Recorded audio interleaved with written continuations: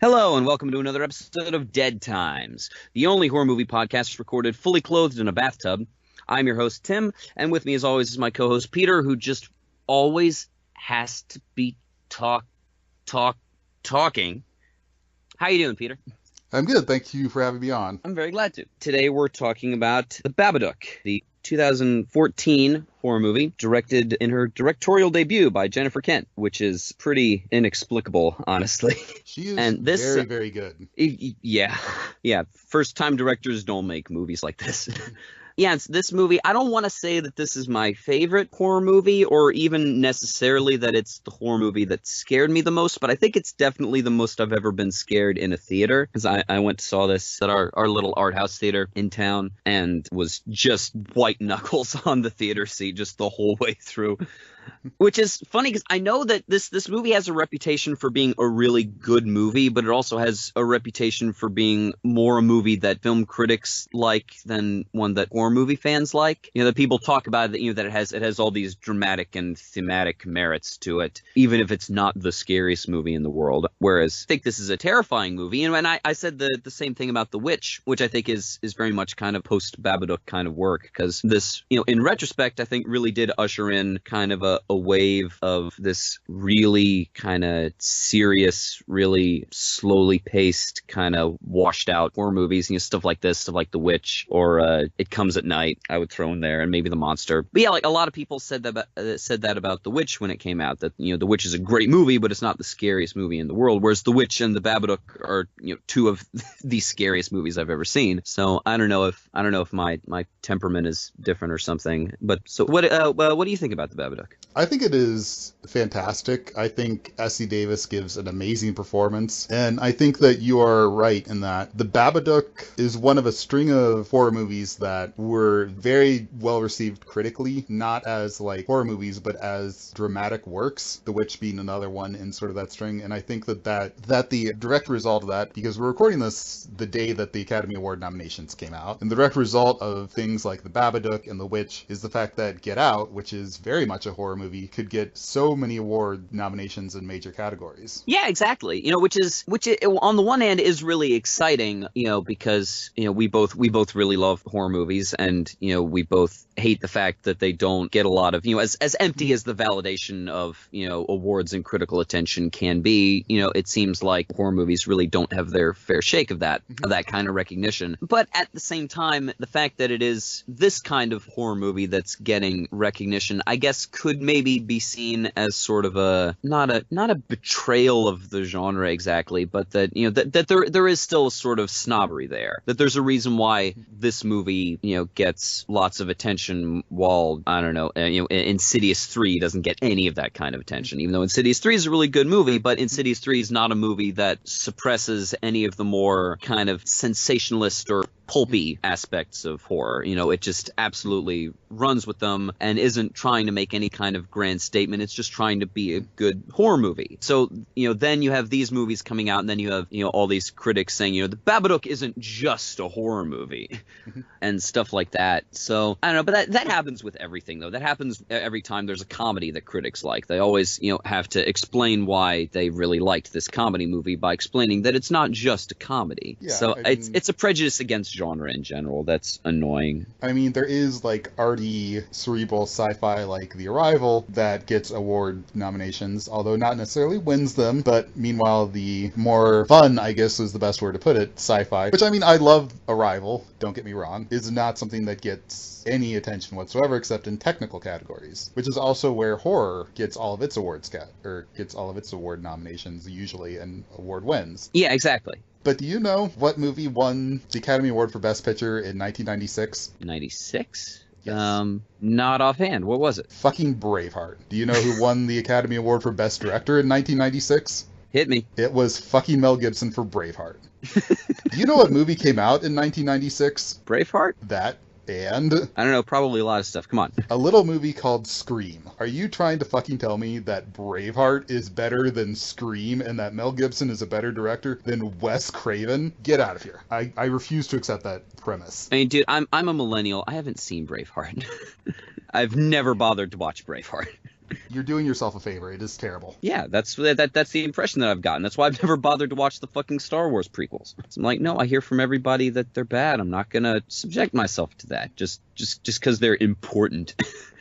But yeah, I don't know. I don't really know what you do with that, because it seems like how is acceptance of a genre possible when the only headway that it can make is by conforming more to the critical standards for drama, And I guess it's just incremental, kind of chipping away at the bits of snobbery over the years. But then again, like for some of this stuff, it's been a long time. 2001: A Space Odyssey came out a long time ago and got all of that kind of recognition, and there's still prejudice against science fiction movies. I don't know. I mean, it's almost at any given moment, most film critics are completely out of touch elitists who don't know anything about a lot of good movies. For a genre to gain respectability, it needs to put forward something that is undeniable in its quality and its thematic heft. And then people will start going back and looking at the previous examples, and then going forward are going to be more willing to embrace high quality versions of that genre that don't necessarily are as overtly, I don't want to say awards baity, but aping the archetypes of serious drama. Yeah, and I guess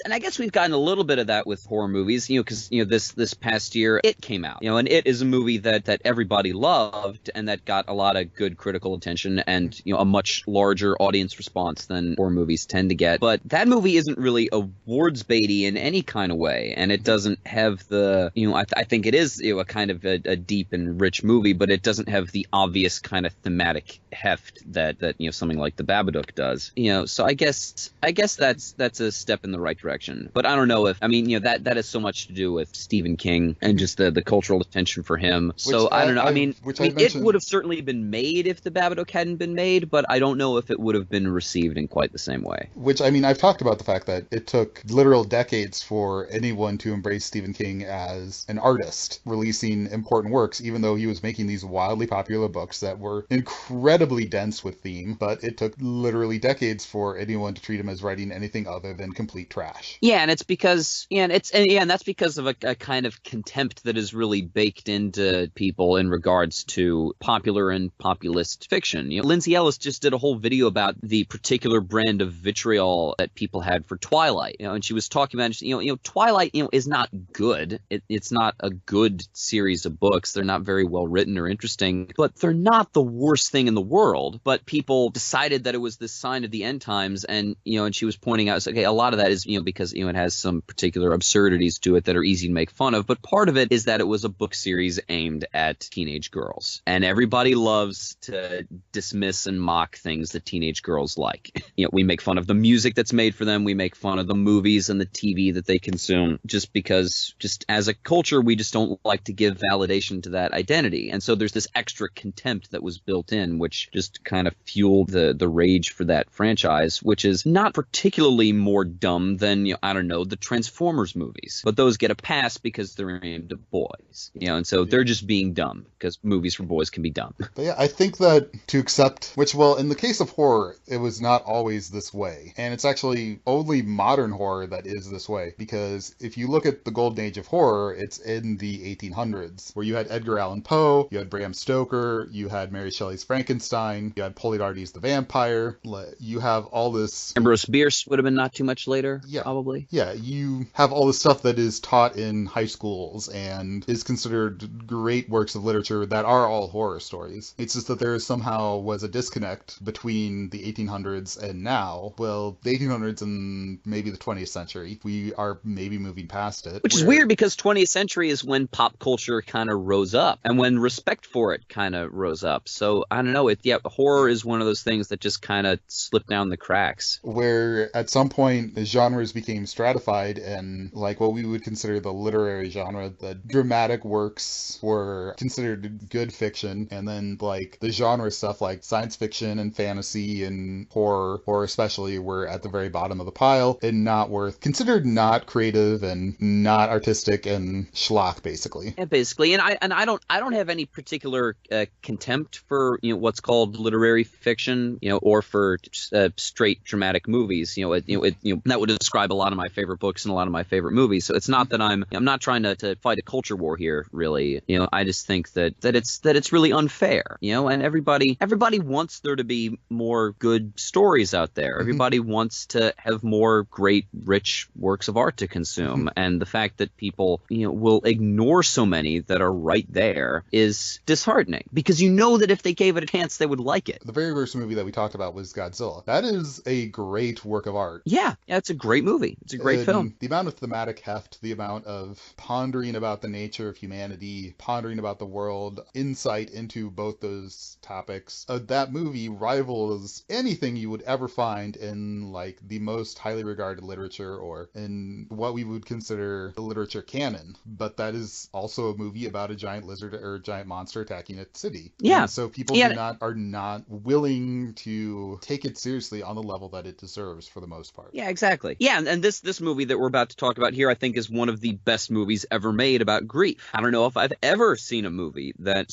had such a complete and powerful handle on the subject and the process of grieving. And it's fascinating and moving in a way that that I haven't really seen anywhere else. And it's a movie about a spooky monster that goes booga booga. That is what horror offers, is that it offers a way to physicalize negative aspects of humanity. Exactly. Yeah, and that's what all of the speculative genres are great for. That's what science fiction and fantasy are great at. That's what my old stomping grounds, which we're going to talk about in our next episode, which is children's movies or children's stories and animation, is great for doing a lot of that kind of stuff, for taking these abstractions and being able to sort of physically manifest them in this fantastical way so that you can confront them and you can kind of explore all of this thematic territory that's really hard to explore if you're anchored down to reality. And especially if you're anchored down to a realistic reality, because a realistic reality is one in which nobody talks about anything. Nobody talks about their feelings very much in the day-to-day flow of life. So if you're committed not only to doing a story that could happen just given the rules of the universe, but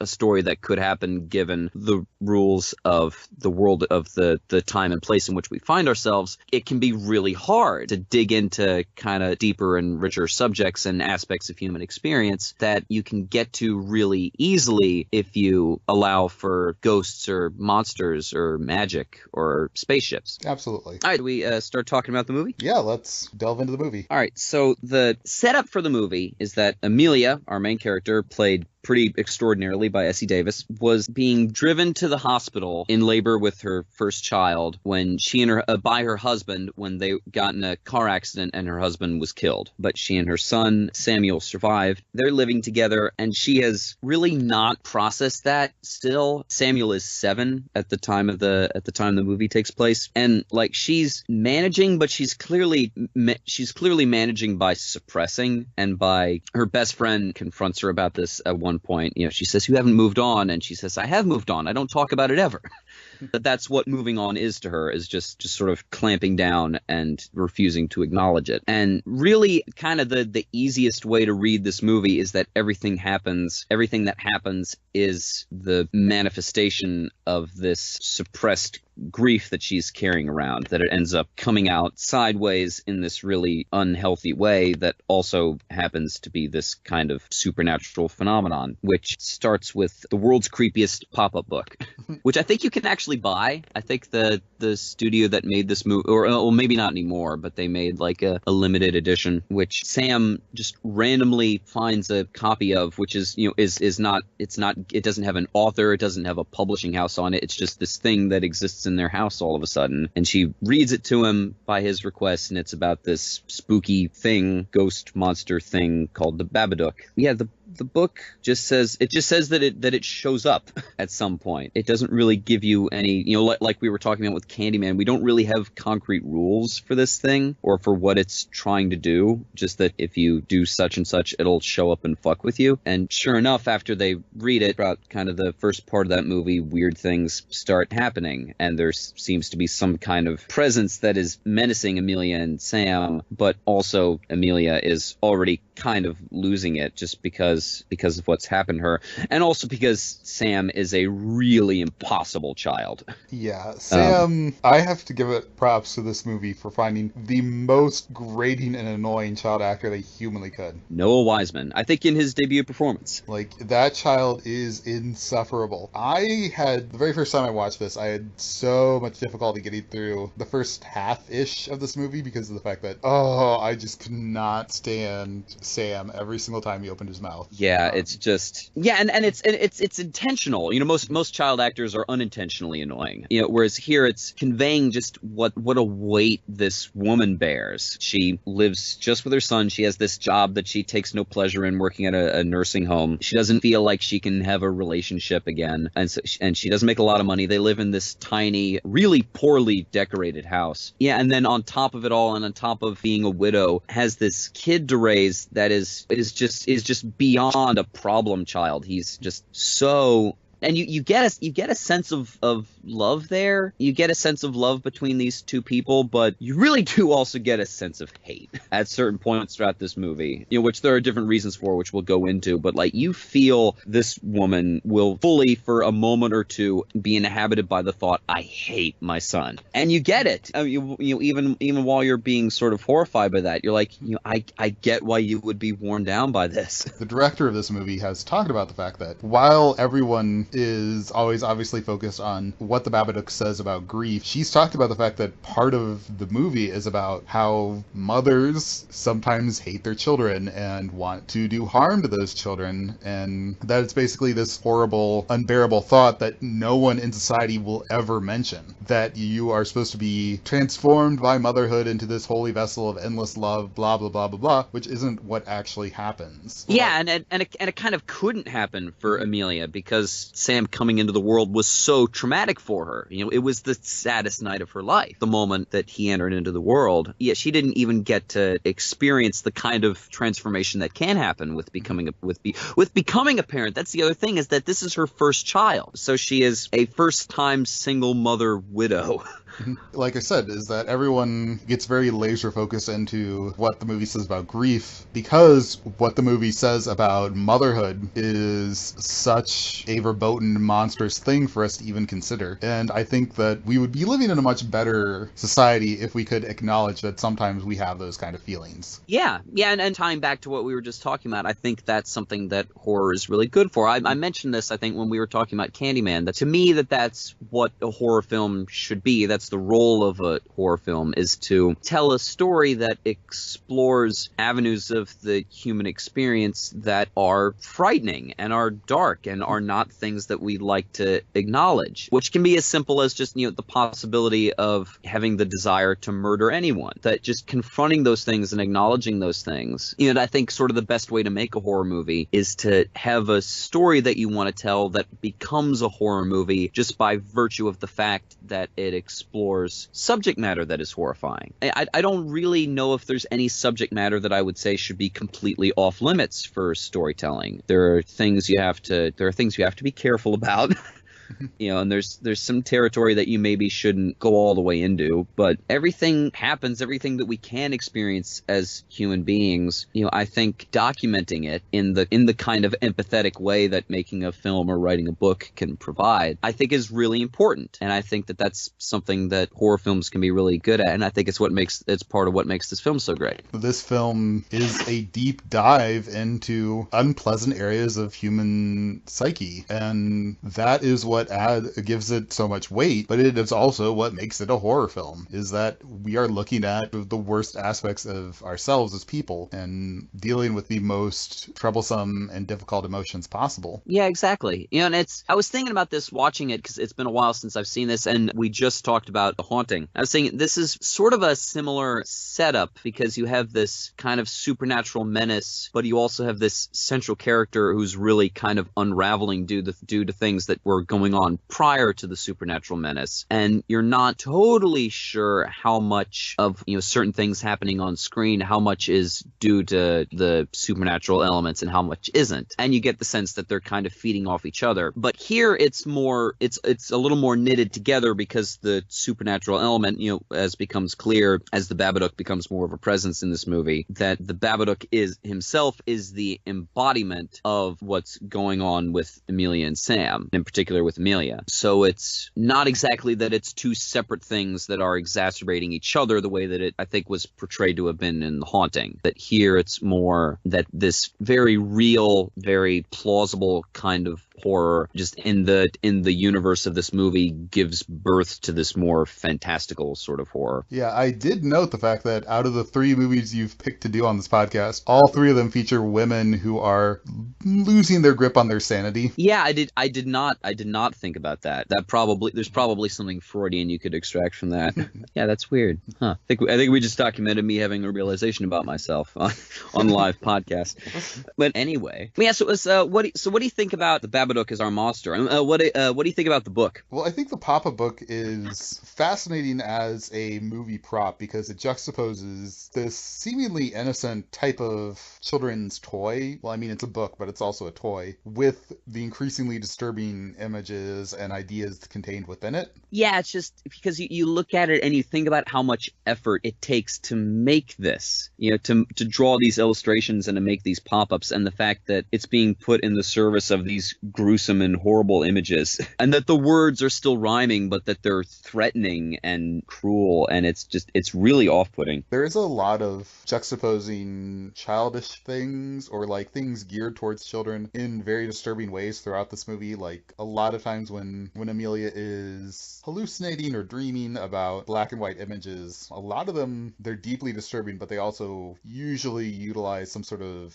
element that we normally associate with childhood in them. Yeah, this is at its heart, this really is kind of a dark fantasy story, and there is this weird sort of whimsy to parts of it, and a lot of the way that it's shot is very reminiscent of like German expressionism stuff. There's a lot of Caligari. The Babadook moves very much like Nosferatu does, with the hunch and the splayed out fingers. There are a lot of kind of visual references to that stuff. Even the way that he moves is filmed so that it looks like stop motion some of the time. So it's he definitely skitters at times. Yeah, which nothing good skitters. There's no good and wholesome thing in this world that skitters.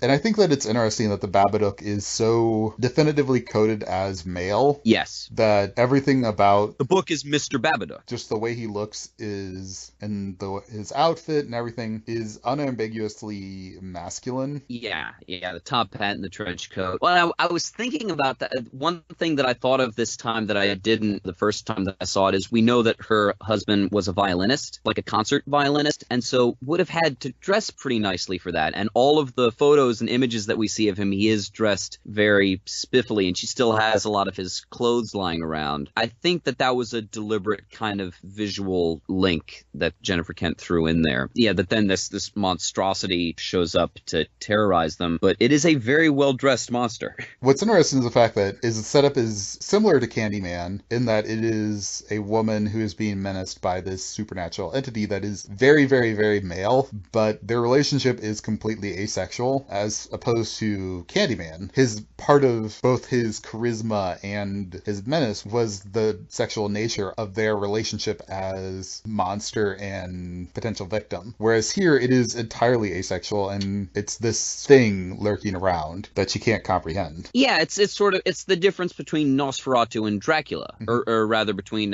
Count Orlok and Dracula. Yeah, that Dracula is this, in some ways, very human and definitely very sexual being and romantic being, whereas Count Orlok in the original Nosferatu is this animalistic kind of, the way that he's portrayed and talked about, it's almost like he's this sort of Lovecraftian nightmare, that he's just this thing that should not exist, that lurches around predatorially towards people. But yeah, this is all in all a pretty sexless movie. Which, it's rare, it's not unheard of, but it is is on the rare side that a movie has as its, or that a horror movie has as its star a woman who is as desexualized as Essie Davis is in this role, which it is a very conscious choice on the part of the director and the production team to make her as desexualized in this role, because of the fact that Essie Davis has had some very sexualized roles over the course of her career. But here they are deliberately not emphasizing any element of her that would be, I don't necessarily want to say attractive, but that would make her... The camera never leers at her. Yeah. But yeah,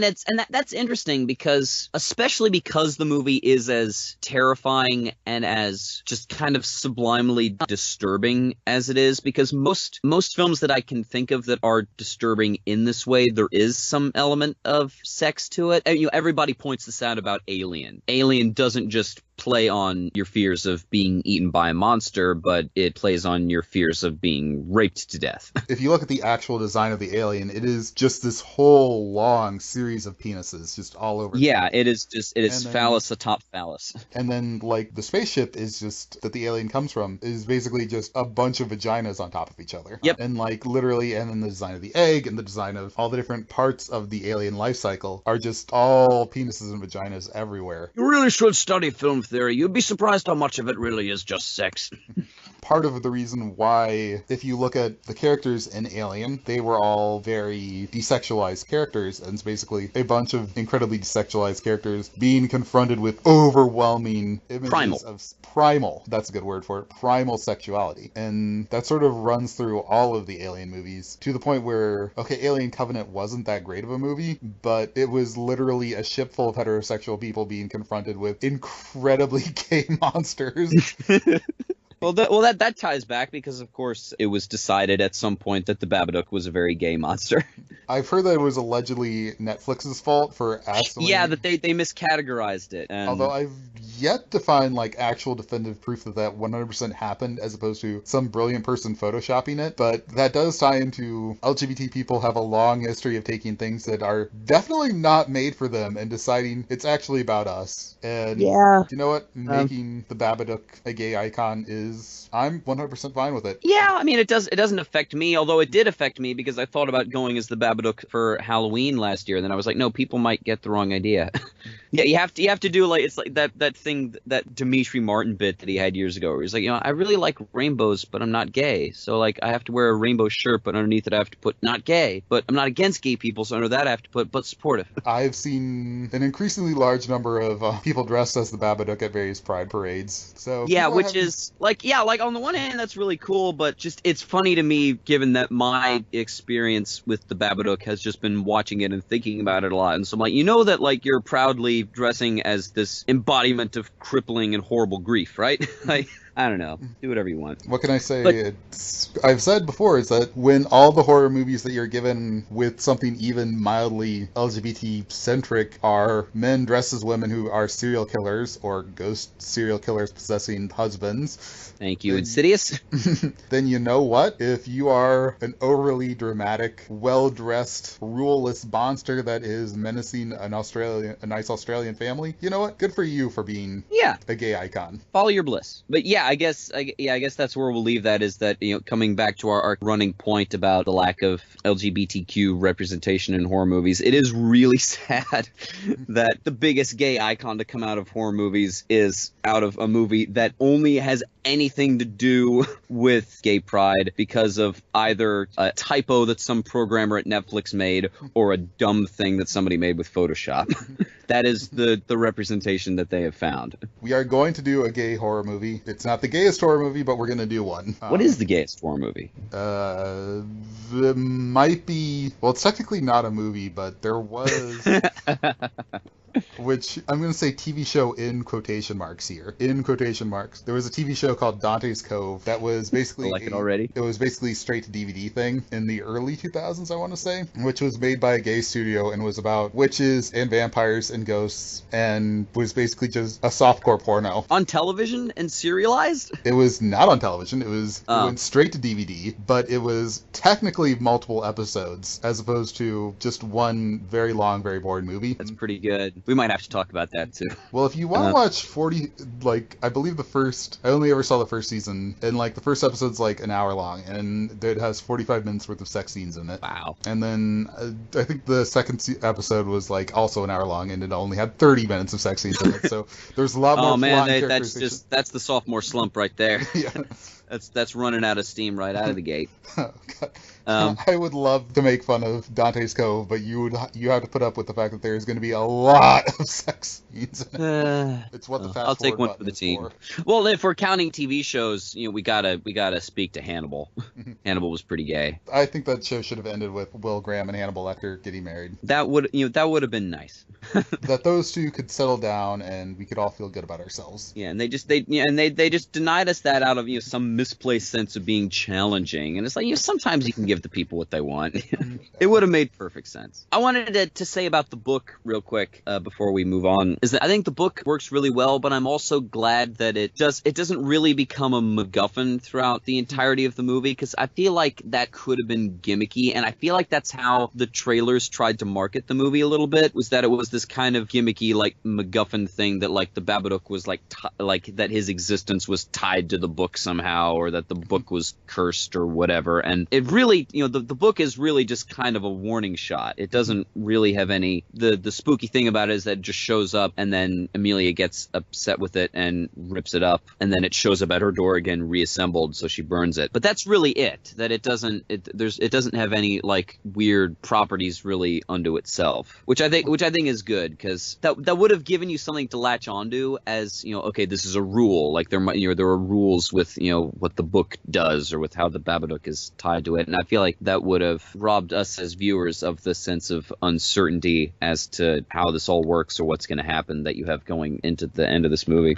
I think the book loomed larger in both the advertising and then in your mind after you've watched it than it actually is in the movie itself. That it's a fairly small part that is just part of a general number of creepy things that are happening in the house. Yeah, well, what happens is that we slowly watch Amelia and Sam's world become more like the world in the book. Things in the house just get murkier and more shadowy, and cracks open up in the wall and bugs start pouring out. And it's just their world becomes this kind of this kind of gothic, kind of German expressionist sort of landscape of shadow and light, the way that the book depicts it. So it's kind of the first nudge towards that our main characters are given. Before we get back to the story, because the story to this is honestly pretty simple, so there's not a whole lot of twists and turns for us to cover. Just real quick before we get back to that, since we were talking about the monster, I think the design of the Babadook is just so striking, and we talked about that a little bit with the way he dresses, but just the silhouette that he cuts and the posture and the way he moves and the glimpses we get of his face, it's just there's something really, really effective about that. Again, just because it clashes so much with the less darkly whimsical aspects of this world. Then you just have this thing show up in it. It's a great monster. Yeah, it is. The design is pretty spectacular, and particularly the way that they use the design, that occasionally you see a fairly good glimpse of it, but then other times there are only parts of it that are more visible, whereas others are more obscured. It's a very effective look. Yeah, absolutely. So at some point during one of Sam's fits, he has a seizure, and Amelia gets him some meds, some sedatives, because the doctor says it'll be a couple weeks before they can schedule an appointment with a psychiatrist. Which I do like that Amelia really is doing everything she can to, again, if not to address kind of her own inner turmoil, she is really trying to do everything she can to help Sam. Her denial doesn't extend to the fact that her son has these behavioral problems. So I think that that's really good, and it keeps her in a sympathetic light going forward, because what happens next, I guess, is, or at least as we understand it later, is that to some degree or another the Babadook possesses Amelia or inhabits her body in some kind of way and just kind of drives her more around the bend. She starts snapping back at Sam a lot more, just loses all of her patience with him and ends up trying to kill him. Ends up taking, and she she kills their poor dog, and yeah, very very nearly does end up murdering her son. Yes. What did you think about that whole stretch of the movie where she suddenly sort of becomes our de facto monster for a long time? Well, I think what the movie does that is really interesting is that it gradually isolates Amelia and Sam from literally everything else and then forces them to be together 24/7. That Sam, for example, pushes her one friend's daughter out of the treehouse, and so that relationship's over. Sam has built all these bizarre contraptions to fight the Babadook and gets basically kicked out of school, so he can't go to school, and she seems to basically stop going to work after a certain point. Well, I mean, she feels sick, because of what the Babadook did to her, so she calls in sick for a little while. It is just the two of them in this house, and as we've already mentioned, Sam is the world's most annoying child. Yeah, and Amelia is really just barely holding it together as is. And so, like, it literally just, their world isolates to being just this house. Yeah, and the lights keep going out, and, things keep falling apart.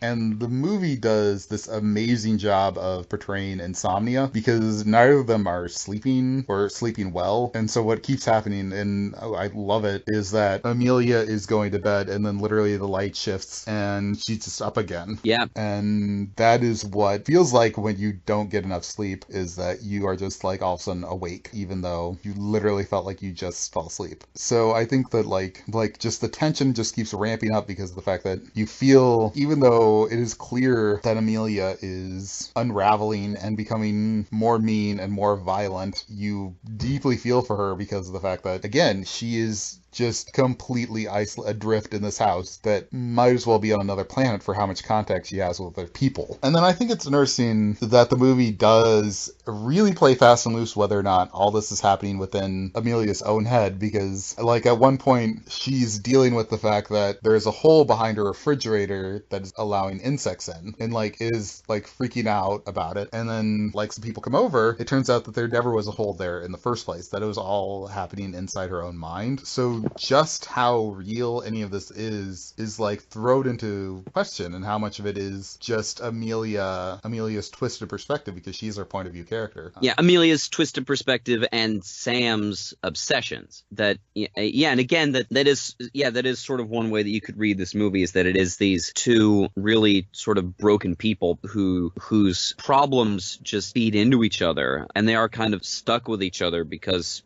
what messed them up is mutual. But yeah, I remember what I was going to say is just that one of the strengths of this movie is that profound sense of weariness that you get from Amelia, that she's just so beaten down. And so when she snaps and does start trying to hurt her son, you could absolutely read it just as this psychotic break rather than some kind of supernatural possession. It's another sort of post-Shining thing in that regard, I guess, since there's kind of some ambiguity there as well. But yeah, and just that sense that you get of just the heaviness of the weight on her shoulders and of just how little more she can take is really what lends this movie its power. And I think it's what makes it scary, which is kind of the thing, getting back to what I was saying at the beginning about how this movie tends to be praised more for its dramatic merits than its merits as being something frightening, whereas I find it very frightening. And I think the reason for that is because of its dramatic merits, is because it really hammers home the vulnerability of these people and the isolation of them and the struggle that they're going through just to function as human beings.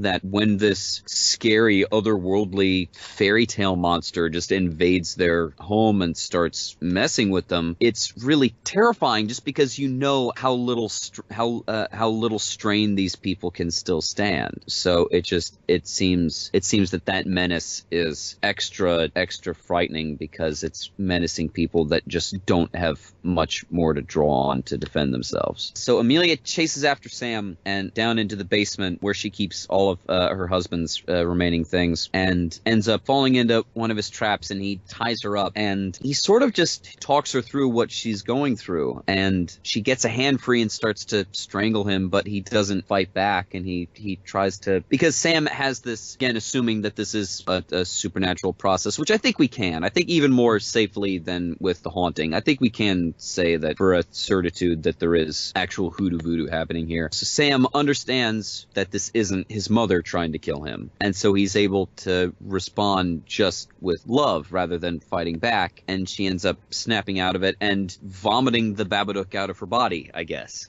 That she pukes up this black bile and isn't crazy anymore. But now the Babadook is running around the house, and they end up confronting it in I think it's in Sam's bedroom where they confront it, and it's this great series of shots because just the way that the lighting is set up, just half of the room is a bedroom and the other half is just this black void, just this Stranger Things pit that's on the other side of the wall, and that you see bits of the Babadook emerging out of into the light, and the house is shaking and there are cracks forming in the walls and there are light bulbs shattering, but they stand up to it. And it's this real confrontation. It's the, again, speaking metaphorically, it's the confrontation with what happened when the night Sam was born that Amelia was never able to make, and she's able to face it and let herself be frightened by it, and then but then refuse to let it overtake her, and it ends up running away from her down into the basement.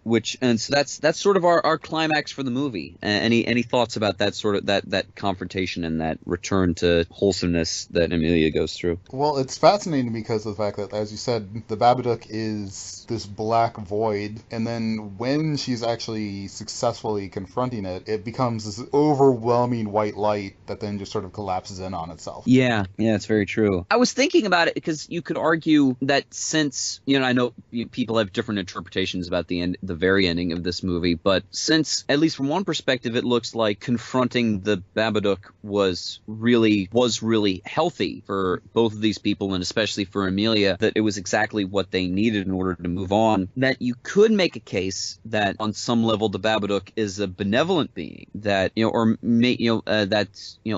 benevolent might be a stretch, but that it allows her to confront this horrible thing that happened to her in a way that she was not able to do before, and and her inability to do that before is, we know is why it showed up. I think that ascribes motivation to it, which isn't really there. That again, the Babadook really does just exist as this metaphysical construct born out of that unprocessed sadness over what happened. But I think that's an interesting point, that you could sort of look at this as, this is a movie, as we keep, we've said 100 times, and as everybody has said 100 times, it's a movie about grief, which makes it a movie about the grieving process. And at the end of the grieving process, it, no matter how you slice it, is acceptance. In some ways, again, depending on what exactly you think happens at the very end of this movie, this could be the story of something profoundly good happening to these people who would have otherwise been really messed up for a lot of their lives, and probably wouldn't have had a stable life for much longer. If you look at the physical geography of their house, Amelia keeps everything of her husband's in the basement. It's very, very clear of metaphorical that she's literally burying it deep inside. All of her husband, everything about her husband, and the fact that that her only solution is to basically divorce herself from her emotions about this is what is driving all of her sort of collapsing psychology. Like, at one point, the Babadook does take the form of her husband and literally tells her to kill Samuel, and like it's literally just that repressed inability to cope with her husband's death that is providing this entity with a room to take over her. Yeah, exactly. Yeah, and that's sort of, if you want to boil down all of this movie's, kind of fascinating thematic exploration to a message, that the message that if you don't deal with grief, then it will come back to haunt you and hurt you and ultimately control you unless you confront it and deal with it. So the very end of this movie, the denouement, is one of my favorite things about it, because I can't think of really another movie in general, but I definitely cannot think of another horror movie that ends even remotely the way this movie does, which is we have a flash forward to a couple weeks later. Amelia and Sam are both doing a lot better. Sam is back in I think a different school, but he's going back to school. Amelia's working again. She's talking a lot more openly about her husband with people. She's a lot more encouraging of Sam's hobbies, of his, he's a magician, and of the stuff he's building. Everything seems good. And what we see is that it has now become a daily routine, presumably, for Amelia and Sam to gather some worms and dirt from the garden, and for Amelia to take them downstairs into the basement in a bowl and feed them to the Babadook, who just lives in their basement now and presumably will indefinitely. Thematically, this makes total sense with the rest of the movie, that the idea is that, okay, grief doesn't go away. Grief never really abandons you. You're never completely free from it, but you can master it, and you can put it in a place in your life where it doesn't menace you and doesn't harm anything else, and doesn't, and it can be something that you can recognize is still there, continually acknowledge, but not let it rule over you. Again, allegorically, it makes complete sense, but it's such a weird way to end a monster movie,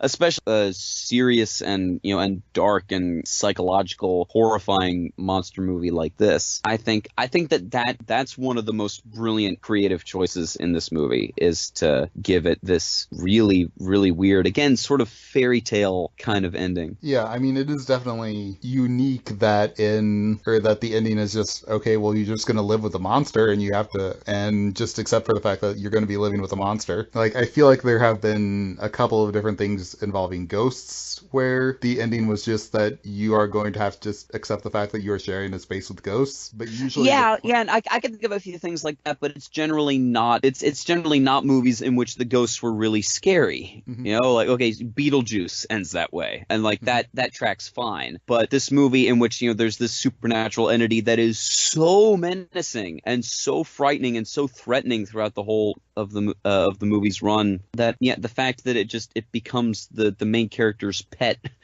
at the end of the movie is just really bizarre. But it is a thing that I like, because again, it's a very different perspective, and this movie ends on sort of a very optimistic note without being either triumphalist or bittersweet about things. Yeah, really, because it's not happily ever after. They're still going to have problems. They're both still dealing with a lot. Sam in particular. Sam is going to be a handful to raise, no question of that, and he's going to have problems fitting in and have problems wherever he goes. That the struggle isn't over, but the worst of it is over. That's kind of the most optimistic note you can end on while still being realistic. If you look at all of the Insidious movies that we covered, 2 through 4 all end on this incredibly upbeat note, but they end that way because of the fact that Elise literally beats supernatural entities and drives them back to hell. Yeah. Elise is not just like telling Lamberts, okay, well, you know what? You got ghosts and you're just going to have to live with them and make friends with them. Yeah, they don't end up eating the lipstick-faced demon cheese and crackers every afternoon.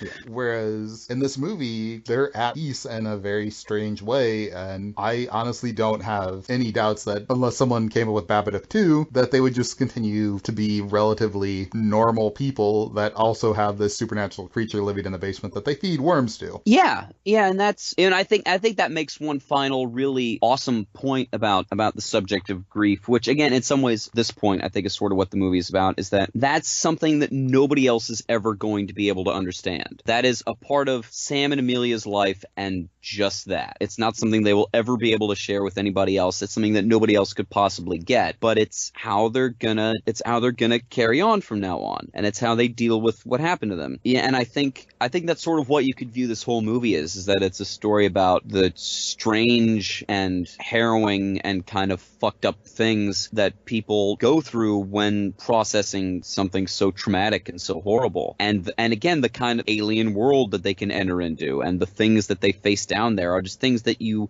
can't relate to anything that we experience in day-to-day life. So it makes just as much sense to just say that it's this scary guy with a top hat and a hunch chasing you around the house as it is to describe it in any other way. That it would make just as much sense and fit as much within the normal everyday flow of reality as what those people go through. But yes, that optimistic note is absolutely the way that I read this movie. I know that there were people who theorized that that whole denouement is sort of a hallucination, and that, I don't know, that they were actually about to kill each other, which I think mostly came down to that trick that Sam does, that he changes a coin into a dove, which is kind of an advanced magic trick that takes some preparation. Where did Sam get a dove? So, well, Well, I mean, Sam Some people was. thought that was meant to cue us in that there was something off here and that this wasn't real. I mean, Sam was able to make a backpack catapult and a crossbow out of just random junk he found. So the kid's smart. Yeah, that's my thing. The kid's resourceful. I think he could have gotten a dove. But yeah, and that there's that broadcast that Amelia sees or thinks she sees earlier in the movie about a woman stabbing her son to death, and it looks like her. And so like I get it, and I get people's impulse to find some kind of hidden meaning, to, some kind of Shutter Island version of the ending. But I think that reading really undermines the story that the movie is telling and doesn't really have anything to do with anything else it was trying to accomplish. Yes, that's my take on that. Any final thoughts about the movie as a whole? Just that it is just a very, very excellent movie that is quite profound, in addition to being very disturbing and upsetting. Yeah, man, those are roughly my thoughts too. I think it's a great film. I think it's a really powerful, really moving film that does really provoke empathy for this really kind of extreme human situation that people are sort of uncomfortable with acknowledging, which I think is a really important, really human thing to do. And it's also really, really scary. Again, I think it's the scariest movie I've ever seen in a movie theater. So I would say that we would move on to our final segment, Best Death, but no people, at least, really died during the runtime of this movie. Yeah. So Best Death, I guess, goes by default to Bugsy the dog. Yeah. Poor Bugsy. R.I.P. Bugsy. Yeah, for real. Yeah, that was, you're in trouble when there's a dog in a horror movie. It's just, it never goes well. All right, so that is the Babadook. Yeah, there isn't, we still haven't thought up an ending couch gag. So I've been Tim. I continue to be Peter. Bye-bye. Bye-bye. Babadook. Babadook. Duck. I didn't at any point in this episode show off my pretty baller Babadook impersonation. I should have done it. Well, let's hear it. You can bring me the boy. You can bring me the boy. I think it's going to rain. Poor Babadook. It's not that good, but... Oh, poor Babadook. Yeah. He's a friend to all the children. Friend to all the little gay boys and girls everywhere.